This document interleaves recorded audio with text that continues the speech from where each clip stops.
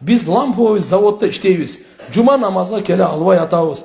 Пешим намазын жамаат болду дейт. Заводдун ичинде окуп алсак болобу дейт.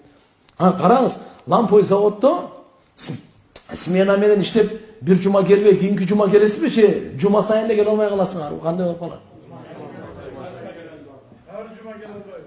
калат? Мейли анда эгерде ошондой болуп калса, жуманын убактысы өткөндөн кийин пешим намаз окуйсаңар. Пешим намазды жалгыз окуйсаңар. Макулбу? Пешим намазды жалгыз окуйсаңар. Бирок эң жакшысы ошо ламповый завод ушунча чоң болгондон кийин ичине деле бир мечит салдырып койсоңор болчу экен.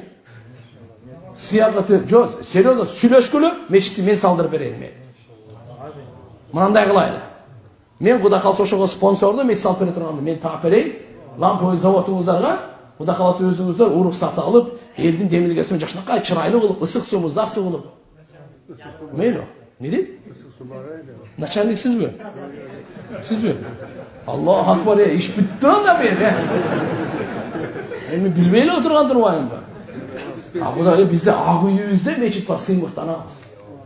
Кудайга шүгүр. Просто ошо азмаз бири-бири менен тополом болуп кеткендер жакшы сажда кылбай атат да билем.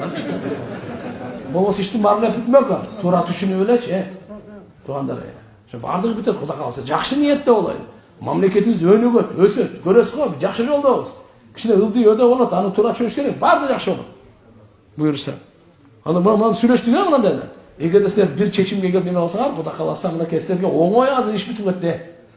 Мынакей. Алла жардам берсин.